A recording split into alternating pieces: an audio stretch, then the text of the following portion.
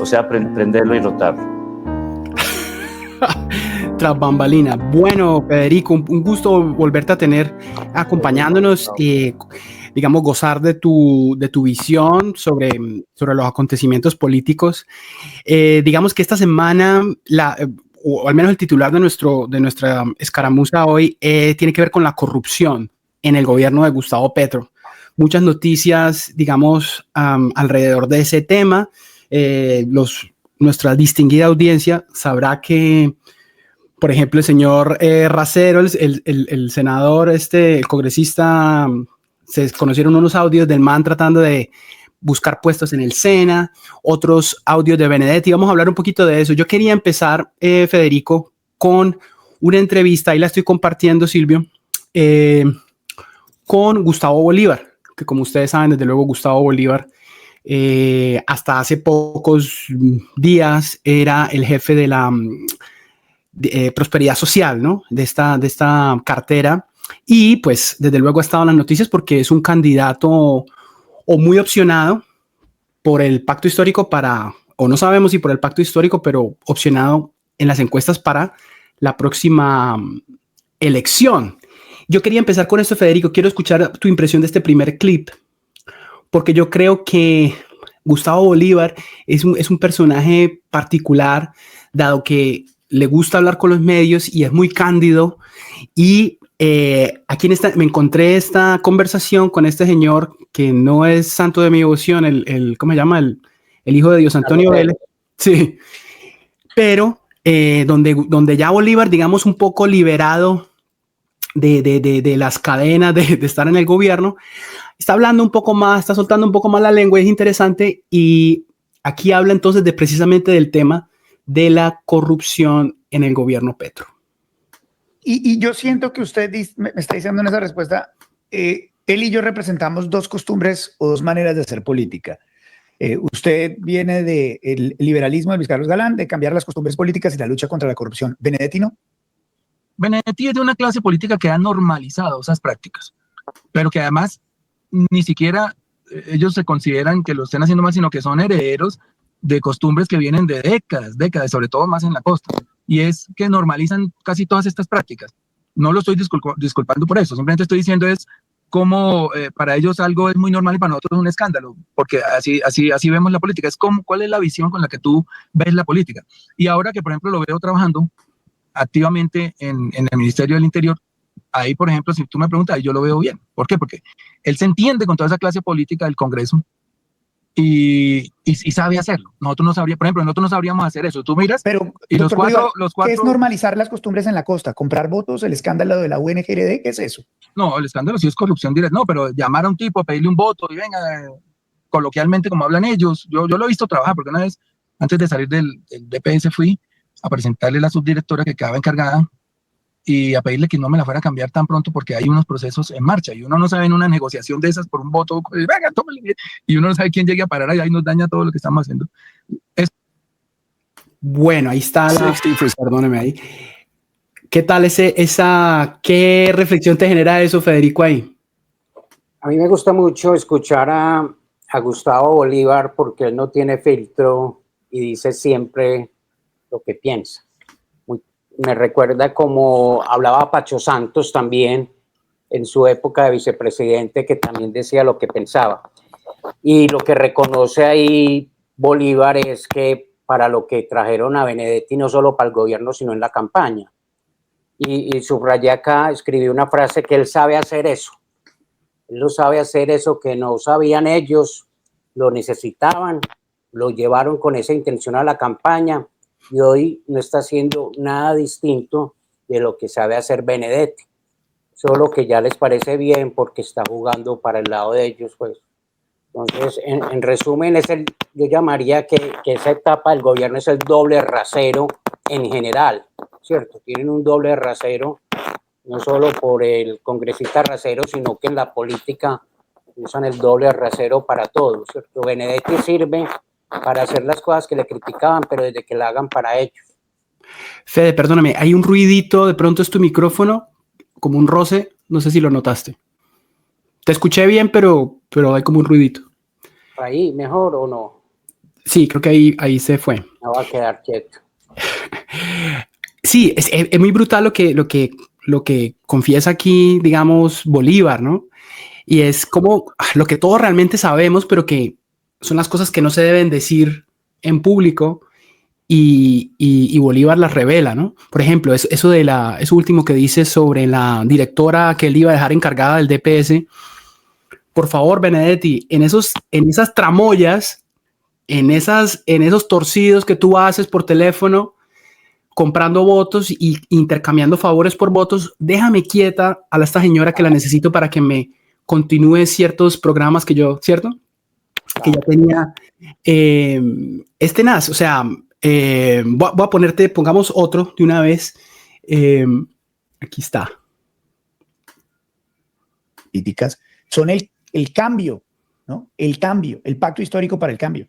Y lo que vemos es que este gobierno son las costumbres políticas normalizadas, para utilizar sus palabras, pero con la evidencia del escándalo de la UNGR potencializadas en su peor expresión. ¿Eso no es una contradicción? Sí, y le voy a decir por qué. Porque la política tiene varias facetas. La primera es la romántica. Entonces, cuando uno está en campaña, uno ve un país que puede cambiar a punta de esfuerzo, de corazones, de buen ejemplo, y etcétera. Y eso fue la faceta de los grandes discursos de Gustavo Petro en campaña. Y además haces promesas. Entonces, Gustavo Petro promete mejorar las costumbres, mejorar las condiciones laborales, mejorar la salud de los colombianos, darle pensión a unos viejitos que nunca pudieron cotizar, ya sea porque las señoras estuvieron cuidando a sus hijos toda la vida y nadie les dijo que iban a llegar a viejas sin una seguridad, o ya sea porque era un campesino, recolector de café o de alimentos que tampoco cotizó. Entonces él hace todas esas promesas. Entonces llega a cumplirlas y ingenuamente empieza a pasar los proyectos de ley. Reforma laboral, reforma de la salud, reforma pensional, reforma agraria, reforma de la educación. Y uno cree que es así, chévere, las pasó, entonces viene al Congreso y vota, porque uno cree en su romanticismo en la política, que estos tipos van a decir, oh, qué lindo llevarle pensión a los viejitos, oh, qué bueno pagarles obras extras a los trabajadores. No, cuando uno estrella ya es contra un negocio. No dicen, sí, votamos, pero ¿qué? ¿Cuál es el ministerio? ¿Cuál es la participación? O sea, ahí es la estrellada más tremenda. Y un hombre como Gustavo Petro, que lleva luchando toda su vida, yo no voy a decir si equivocadamente o no, toda su vida, incluso desde la guerrilla, por la justicia social, pues ¿qué dice? Porque si tú ves todos estos que están en el escándalo de que fueron y ofrecieron ya no sé qué cosa para que votaran, no era para enriquecerse ellos. Tú no ves un ministro Bonilla, señor Trump, totalmente honesto, meto la mano al fuego por él, metiéndose al bolsillo 1.000 millones para que la gente vote por algo. No, era para que aprobaran las reformas. Esto de verdad es fascinante escucharlo, ¿no? Aunque uno lo sepa, es de verdad, no sé, revelador. ¿Qué piensas ahí, Fede? Yo lo separaría de dos maneras. Uno, reconocen fríamente que no les importa nada con tal de que les aprueben las cosas. Y lo otro, lo que buscan aprobar tampoco es el gran cambio o no es el cambio. Entonces, hacemos un esfuerzo o hacen ellos un esfuerzo de aliarse con la corrupción, de comprar el Congreso para mantener el poder, porque ni lo que quieren aprobar es por el bien de lo que ellos dicen defender, sino es solo para mantener el poder y mantener, sí, el gran tema de hoy que es el poder. ¿Y el poder para qué? El poder a toda costa, tragándonos los sapos y haciendo alianzas con los que han criticado toda la vida cuando no estaban en el poder. Pero bueno, hay que tenerlos y todo vale con tal de mantenernos en el poder. Yo en programas pasados he sugerido que Petro, porque tú sabes que aquí analizamos mucho los discursos de Petro y que él revela una cierta característica de lo que los psicólogos llaman la triada oscura de la personalidad, ¿cierto? Que es un narcisismo, maquiavelismo y psicopatía. En programas pasados hemos hablado del maquiavelismo, ¿no? Que es, claro, propio de la política, desde luego, desde el Renacimiento con el Nicolás de Maquiavelo, el príncipe y todo eso, ¿no? Pero aquí, pues digamos, es la revelación de Bolívar. Por ejemplo, dice que Bonilla, él mete las manos en el fuego por Bonilla, que Bonilla no se robó, ya, o sea, ya lo admite, no se sacó esos 4.000 millones de pesos de la Unidad Nacional del Riesgo para él, sino para Sí. alcanzar las reformas sociales. Es por la bondad, ¿no? O sea, el fin justifica los medios, y yo decido cuál es el fin, porque claro, la discusión de que si las reformas son convenientes o no, eso no importa. Lo importante es que nosotros logremos lo que nosotros entendemos como lo que necesita el país. Mientras tanto, hablamos de democracia y hablamos del poder constituyente del pueblo y pues pamplinas, ¿no? Eso es lo que revela la hipocresía tan hijo de madre. Es que los escándalos de corrupción, ahorita los vamos a ver, solo los de esta semana, de este gobierno, son ya, o sea, yo creo que las tías uribistas se equivocaron. Porque el gobierno de Petro resultó más corrupto que todos los anteriores, ¿no es cierto? Sí, en 2 años uno lo puede comparar con los grandes escándalos de corrupción de décadas, en 2 años. Hagamos el recuento de esta semana, hermano, porque ya dejo eso de Bolívar a un lado. Salieron unos audios, bueno, del señor David Racero, ¿cierto? Congresista afín al gobierno. Unas vainas, ya Racero, tú sabes, tenía unos escándalos de utilizar a miembros de su UTP para vender, para que trabajaran en su negocio particular. En el Fruber. Esto, sin embargo, es mucho peor. Y hoy salió otro, no sé si lo alcanzaste a ver, porque Coronel destapó y otros audios de Racero esta mañana. Tal vez no lo alcancé a ver, explicando, es que casi que son radiografías de cómo se ejecuta la corrupción, ¿no? Necesitamos poner a un man que sea muy afín al proyecto, pero que ya lleve ahí mucho tiempo, ¿cierto? Para que no se note el chanchullo. Es tremendo. Aquí la silla vacía, aquí lo estoy compartiendo, Silvio, como un resumen de los escándalos de esta semana. Está el señor Jaramillo, el ministro de salud, con bueno, ya había pasado algo con su esposa, con un proyecto ahí en la Amazonía, ¿cierto? También tenemos las declaraciones de Mr. Taxes. Esas son de rechupete también. Sí, son claro. Bien graves. ¿Cuál más recuerdas tú? Ayúdame porque es que Carlos Ramón. Este señor Carlos Ramón, que era mano derecha de Petro, director del DAPRE, perdido. O sea, es que es la misma historia de Colombia repitiéndose ad nauseam, ¿no es cierto?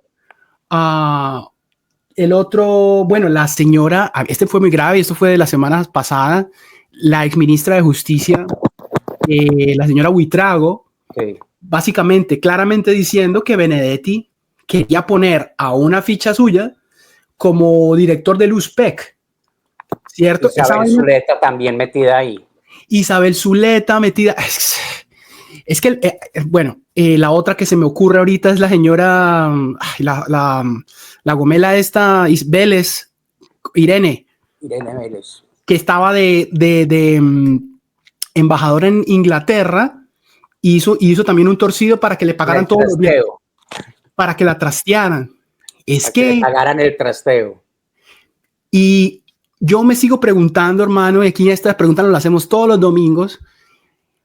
Los amigos de nosotros, los ex amigos de nosotros ya, que insisten en hacérselos de la vista gorda ante toda esta podredumbre, ¿qué piensan de la vida? ¿O estarán pensando que todo está justificado con tal de obtener las supuestas reformas sociales? ¿Qué crees vos con esos petristas?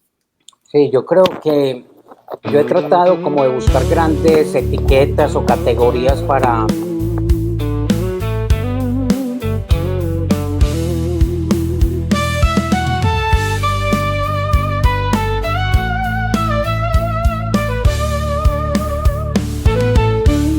en el hecho de irse al bosque, de emboscarse. Esto es lo que adelante llamaremos la emboscadura. Contemplamos, o sea, que hacemos un templo con la libertad de la persona singular en este mundo.